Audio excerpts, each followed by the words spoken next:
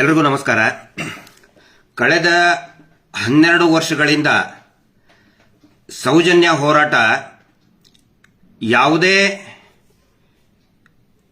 ಅಡ್ಡಿ ಆತಂಕ ಇಲ್ಲದೆ, ಕಾನೂನು ಸುವ್ಯವಸ್ಥೆಗೆ ಧಕ್ಕೆ ತರದೆ, ಶಾಂತಿಗೆ ಧಕ್ಕೆ ತರದೆ ನಿರಂತರವಾಗಿ ಮಹೇಶ್ ಶೆಟ್ಟಿ ತಿಮರೋಡಿ ಅವರು ಒಂದು ಕಾನೂನಿನ ಅಡಿಯಲ್ಲಿ ಈ ಹೋರಾಟವನ್ನು ನಡೆಸಿಕೊಂಡು ಬಂದಿದ್ದಾರೆ. ಆದರೆ ಕಳೆದ ಒಂದು ವಾರದಿಂದ ಆಗ್ತಾ ಇರುವಂತಹ ಬೆಳವಣಿಗೆ ನೋಡಿದರೆ ಇಡೀ ಹೋರಾಟಕ್ಕೆ ಹಿಂದೂ ಮುಸ್ಲಿಂ ಅನ್ನುವಂತಹ ಒಂದು ಬಣ್ಣ ಬೆಳೆದು ಇಡೀ ರಾಜ್ಯದಲ್ಲಿ ದಂಗೆಯನ್ನು ಎಬ್ಬಿಸಿ ಧರ್ಮಸ್ಥಳ ಶ್ರೀ ಕ್ಷೇತ್ರದಲ್ಲಿ, ಹಿಂದೂಗಳ ಪವಿತ್ರ ಧರ್ಮಸ್ಥಳ ಶ್ರೀ ಕ್ಷೇತ್ರದಲ್ಲಿ ನಡೆದಂತಹ ನೂರಾರು ಅತ್ಯಾಚಾರ, ಕೊಲೆಗಳು, ಅದರ ವಿರುದ್ಧ ನಡೀತಾ ಇರುವಂತಹ ಪ್ರತಿಭಟನೆಯನ್ನ ಈ ಕೋಮು ದಂಗೆಗೆ ತಿರುಗಿಸುವಂತಹ ಪ್ರಯತ್ನ ಒಂದು ದೊಡ್ಡ ಷಡ್ಯಂತ್ರ ನಡೀತಾ ಇದೆ. ನಾನು ಇವತ್ತು ಈ ಕ್ಷಣದಲ್ಲಿ ಯಾಕೆ ಮಾತಾಡ್ತಾ ಇದ್ದೀನಿ ಅಂತ ಹೇಳಿದ್ರೆ, ಒಂದೊಂದು ಗಂಟೆಗೂ ಕೂಡ ಎಷ್ಟೊಂದು ಆತಂಕ ಸೃಷ್ಟಿ ಮಾಡ್ತಾ ಇದ್ದಾರೆ ಅಂತ ಹೇಳಿದ್ರೆ ನಿನ್ನೆಯ ಒಂದು ಬೆಳವಣಿಗೆನೇ ಸಾಕ್ಷಿ. ನಿನ್ನೆ ನಡುರಾತ್ರಿ ನಾನು ಮತ್ತು ಸಮೀರ್ ನಾವು ಮಾತಾಡಬೇಕಾದ್ರೆ ಪಾಪ ಅವರ ತಾಯಿ, ವಯಸ್ಸಾದಂತಹ ತಾಯಿ ಮತ್ತು ಈಗ ತಾನೇ ಮದುವೆ ಆದಂತಹ ಸಮೀರ್ ಅವರ ಅಕ್ಕ, ಅವರು ಕೂಡ ಜೊತೆಗಿದ್ರು. ನಿನ್ನೆ ಮಧ್ಯಾಹ್ನದ ಹೊತ್ತಿಗೆ ಪೊಲೀಸರು ಬಂದಾಗ ಅಳತಾ ಬೇಡ್ಕೊಂಡ್ರವರು, ಯಾರು? ಸಮೀರ್ ಅವರ ತಾಯಿ.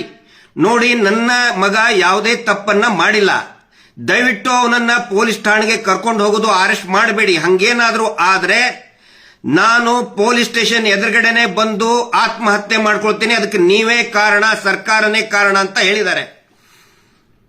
ಆವಾಗ ಎಲ್ಲರೂ ಕೂಡ ನಾವು ಪೊಲೀಸ್ ಇಲಾಖೆಗೆ, ಹಿರಿಯ ಅಧಿಕಾರಿಗಳಿಗೆ, ಸಂಬಂಧಪಟ್ಟಂತ ಅಧಿಕಾರಿಗಳಿಗೆ ಕನ್ವಿನ್ಸ್ ಮಾಡಿದ್ವಿ. ರಾತ್ರಿವರೆಗೆ ಆಯ್ತು, ರಾತ್ರಿ 11:30ವರೆಗೂ ಕೂಡ ಇದರಲ್ಲೇ ಇದೀವಿ ನಾವು.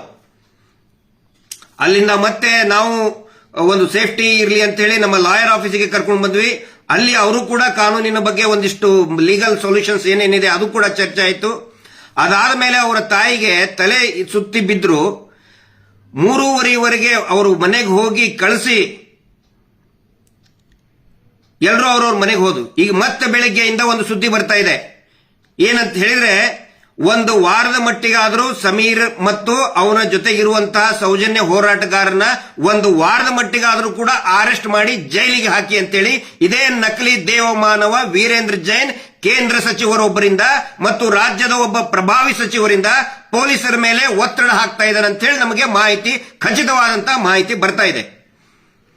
ಇದನ್ನು ನಾನು ಯಾಕೆ ಹೇಳ್ತಾ ಇದ್ದೀನಿ ಅಂತ ಹೇಳಿದ್ರೆ, ಪ್ರತಿಯೊಂದನ್ನು ಕೂಡ ಪಬ್ಲಿಕ್ ಡೊಮೇನ್ ಅಲ್ಲಿ ಇರಲಿ, ಸಾರ್ವಜನಿಕರಿಗೆ ಗೊತ್ತಾಗ್ಲಿ ಏನು ನಡೀತಾ ಇದೆ ಅಂತ ಹೇಳಿ, ಈ ರಾಜ್ಯದಲ್ಲಿ ಈ ವ್ಯವಸ್ಥೆಯಲ್ಲಿ ಏನು ನಡೀತಾ ಇದೆ ಅಂತ ಹೇಳಿ ಗೊತ್ತಾಗ್ಲಿ. ಪದೇ ಪದೇ ಹಿಂದೂ ಮುಸ್ಲಿಂ ಅಂತ ಮಾಡ್ತಾ ಇದ್ರಿ.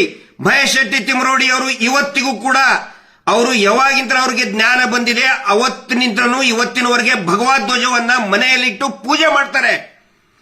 ಬರೀ ಹೆಗಲ ಮೇಲೆ ಹಾಕೊಳ್ಳೋದಲ್ಲ, ಕೇಸರಿಯನ್ನ ಮನೆಯಲ್ಲಿಟ್ಟು ಪೂಜೆ ಮಾಡುವಂತಹ ವ್ಯಕ್ತಿ ಮಹೇಶ್ ಶೆಟ್ಟಿ ತಿಮರೋಡಿ. ಹಿಂದೂ ವಿರೋಧಿನ ಅವರು. ಸಮೀರ್ ಏನಂತ ಮಾತಾಡಿದ್ರು, ಒಂದಿಷ್ಟು ಜನಕ್ಕೆ ಬಿಸ್ಕೆಟ್ ಎಸೆದು ಹಿಂದೂ ಮುಸ್ಲಿಂ ಅಂತ ಮಾಡ್ತಾ ಇದ್ರಿ. ದೇವಸ್ಥಾನ, ಹಿಂದೂ ದೇವಸ್ಥಾನದ ಬಗ್ಗೆ ಮಾತಾಡಿದ ಸಮೀರ್ ಅಂತ ಹೇಳ್ತಾ ಇದ್ರಿ. ಏನ್ ಮಾತಾಡಿದ ಸಮೀರ್? ಹಿಂದೂ ದೇವಸ್ಥಾನ ಹಿಂದೂಗಳದ್ದೇ ಇರಬೇಕು ಅಂತ ಹೇಳಿದ, ಅವನು ಹಿಂದೂಗಳದ್ದು ಅಲ್ಲ ಅಂತ ಹೇಳಿಲ್ಲ. ನಾಚಿಕೆ ಆಗ್ಬೇಕು ನಿಮಗೆ. ಒಂದು ಅತ್ಯಾಚಾರ ಪ್ರಕರಣದಲ್ಲಿ ಒಂದು ಹೆಣ್ಣು ಮಕ್ಕಳಿಗೆ ಧ್ವನಿ ಎತ್ತದ ಇಂತ ಸಮೀರಿನ ಬಗ್ಗೆ ಹಿಂದೂ ಮುಸ್ಲಿಂ ಮಾಡ್ತಾ ಇದ್ದೀರಿ ನೀವು. ಶ್ಯಾಮ ನೀವು. ನಿಮಗೊಂದು ಪ್ರಶ್ನೆ ಕೇಳ್ತೀನಿ, ಒಂದೇ ಒಂದು ಪ್ರಶ್ನೆ. ನಿನ್ನ ಮನೆ ಹೆಣ್ಣು ಮಗಳಿಗೆ, ನಿನ್ನ ಮಗಳು, ನಿನ್ನ ತಂಗಿನೋ, ಹೆಂಡತಿನೋ, ತಾಯಿಗೋ ಯಾವನಾದ್ರೂ ಒಬ್ಬ ಕಿರಾತಕ ಹಿಂದೂ ಎತ್ಕೊಂಡು ಹೋಗಿ ಹಾಳು ಮಾಡಿದ್ರೆ, ಆಯ್ತು ಬಿಡಪ್ಪ, ನಾನು ಹಿಂದೂ, ಅವನು ಅತ್ಯಾಚಾರ ಮಾಡಿದವನು ಹಿಂದೂ, ಹೋಗ್ಲಿ ಬಿಡು ಅಂತೇಳಿ ಸುಮ್ಮನೆ ಬಿಡ್ತೀಯ? ನಾಲಾಯಕ್. ಒಬ್ಬ ಮುಸಲ್ಮಾನ ಹೆಣ್ಣು ಮಗಳನ್ನ ಒಬ್ಬ ಮುಸಲ್ಮಾನ್ ಕಿರಾತಕ ಎತ್ಕೊಂಡು ಹೋಗಿ ಅತ್ಯಾಚಾರ ಮಾಡಿ ಹಾಳು ಮಾಡಿದ್ರೆ, ಆಯ್ತು ಬಿಡಪ್ಪ, ಮುಸಲ್ಮಾನೇ ಮಾಡಿದ ಬಿಡು ಅಂತ ಯಾರಾದ್ರೂ ಸುಮ್ಮನೆ ಬಿಡ್ತಾರ?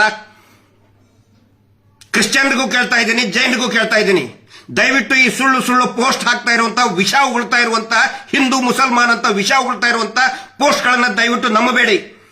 ಸಮೀರನ್ ಮೇಲೆ ಸೋಮೋಟೋ ಕೇಸ್ ಹಾಕ್ತಿರಲ್ಲ ನೀವು, ಸ್ವಯಂ ಪ್ರೇರಿತ ದಾಖಲೆ, ದೂರು ದಾಖಲೆನ ಮಾಡಿದ್ರಲ್ಲ, 299 ಅರೆಸ್ಟ್ ಮಾಡೋದಕ್ಕೆ ಬರೋದಿಲ್ಲ. ಸುಪ್ರೀಂ ಕೋರ್ಟಿನ ಆದೇಶ ಇದೆ.